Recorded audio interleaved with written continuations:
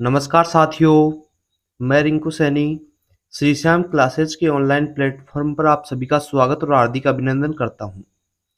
जैसा कि दोस्तों आप सभी को पता है, अपन वेटनरी से संबंधित जितने भी आपके एग्जाम होते हैं, उनसे संबंधित महत्वपूर्ण क्वेश्चंस की क्लासेस दोस्तों कंटिन्यू बनाते रहते हैं।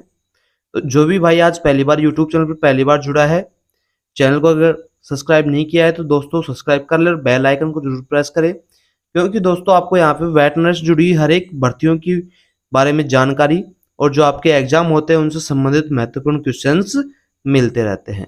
तो दोस्तों आज अपन वेटनरी मेडिसिन की और क्वेश्चंस आगे बढ़ाते हुए वेटनरी मेडिसिन के मोस्ट इंपोर्टेंट क्वेश्चंस के बारे में बात करने वाले हैं। तो चलिएगा दोस्तों, आज का अपना पहला क्वेश्चन देख लेते हैं। तो साथियों आज का अपना पहला क्वेश्चन है, मस्कुलर डिस्ट्रोफी को ठीक करने के लिए निम्नलिखित में से दिया जाता है। कि जो मस्कुलर डिस्ट्रोफी होती है ये होती कौन सी डिजीज होती है? तो दोस्तों मैं बता दूं सबसे पहले कि जो डिजीज होती है एक आनुवांशिक बीमारी होती है। हाँ जी, क्या होती है? जेनेटिक जो डिजीज होती है उन बीमारियों का एक समूह होती है और ये कई प्रकार की होती है। और इस बीमारी में खासतौर से क्या होता है, जो मांसपेशियां होती है, मसल्स होती हैं, वो कमजोर हो जाती हैं। और दोस्तों ये मसल्स जो कमजोर हो जाती हैं, इनका जो उपचार है यानी जो आनुवांशिक बीमारियां हैं इनका उपचार बहुत ही कम है। और दोस्तों जैसे कि अपन फिजिकल थेरेपी देकर भी इनका उपचार कर सकते हैं। ठीक है, तो मस्कुलर डिस्ट्रॉफी को ठीक करने के लिए निम्नलिखित में से क्या दिया जाता है? विटामिन ई, सेलेनियम, दोनों या उपरोक्त सभी। तो दोस्तों विटामिन ई और सेलेनियम ये दोनों ही दिया जाता है मस्कुलर डिस्ट्रॉफी को ठीक करने के लिए। किस प्रकार की डिजीज होगी? जेनेटिक डिजीज होती है, आनुवांशिक बीमारियों का एक समूह होती है जिसके अंदर क्या हो जाती है, जो मसल्स होती हैं वो कमजोर होने लग जाती है। ठीक है दोस्तों, इसके बाद में नेक्स्ट क्वेश्चन आता है अपना कि बबेसियोसिस को अन्य किस नाम से जाना जाता है?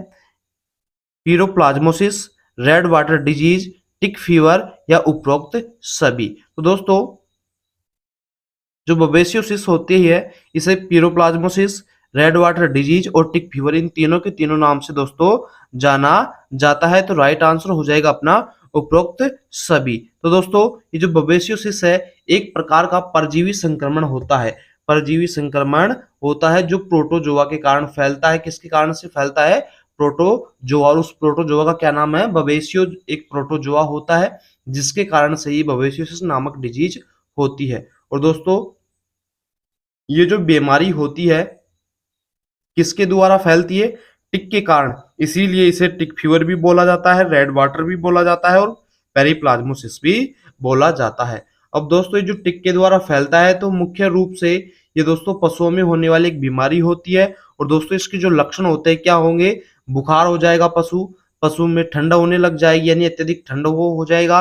और दोस्तों जो मसल्स होती है उनमें पेन हो जाता है यानी मांसपेशियों में दर्द भी होने लग जाता है बबेसियस नामक डिजीज के दौरान। ठीक है, इसके बाद में अपन बात करेंगे केनाइन डिस्टेंबर की विशेषता तापमान में किस प्रकार की वृद्धि से होती है। कि दोस्तों सबसे पहले तो बात करते हैं, जो केनाइन डिस्टेंबर होती है एक वायरल बीमारी होती है जो किसके कारण से होती है? कैनाइन डिस्टेंबर वायरस के कारण से दोस्तों ये फैलती है।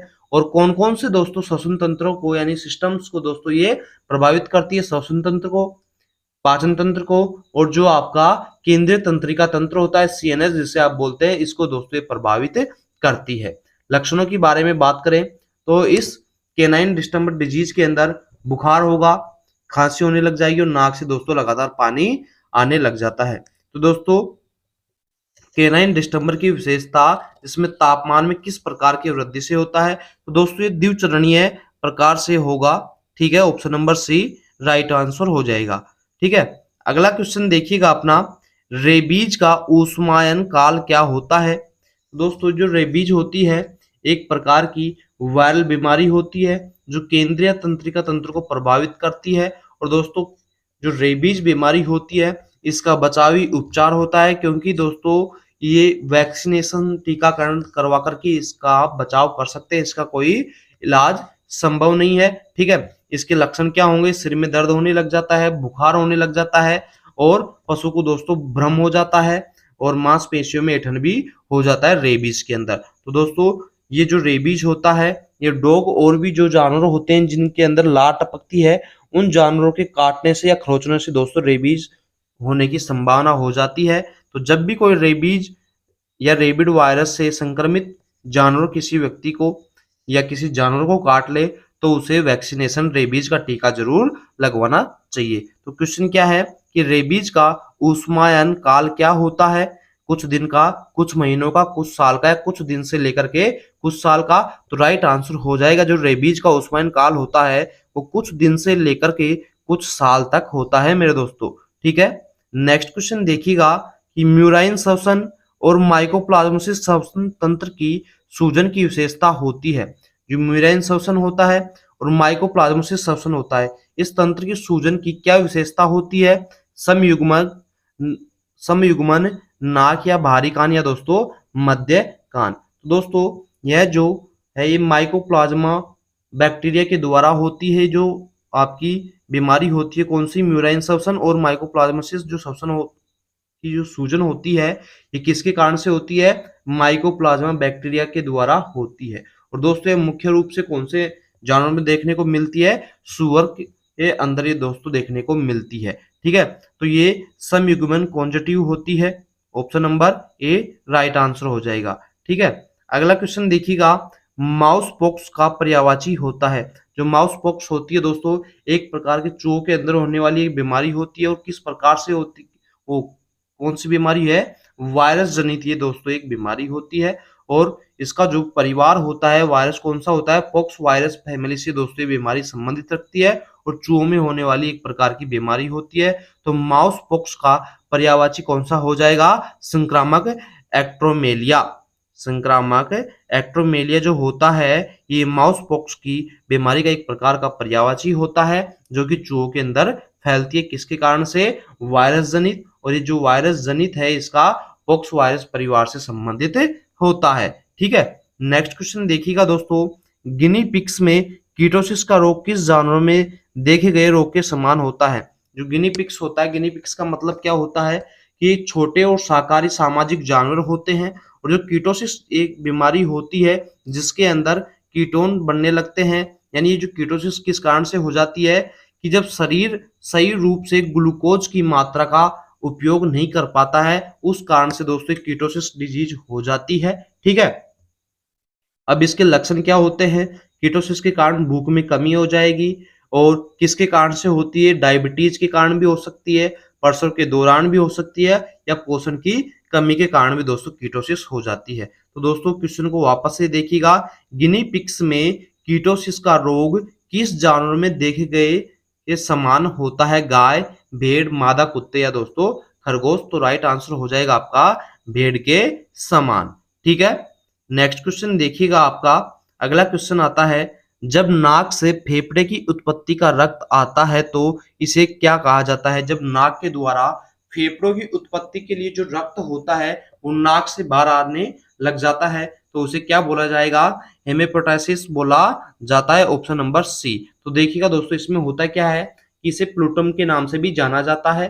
और जो दोस्तों किसके कारण से आता है? नाक के अंदर अगर चोट लग गई हो, कोई संक्रमण हो गया हो, या नाक के भीतर कोई सूजन हो गई हो, जिसके कारण से दोस्तों नाक से जो फेफड़ों की उत्पत्ति का रक्त होता है ये नाक के द्वारा बाहर आने लग जाता है।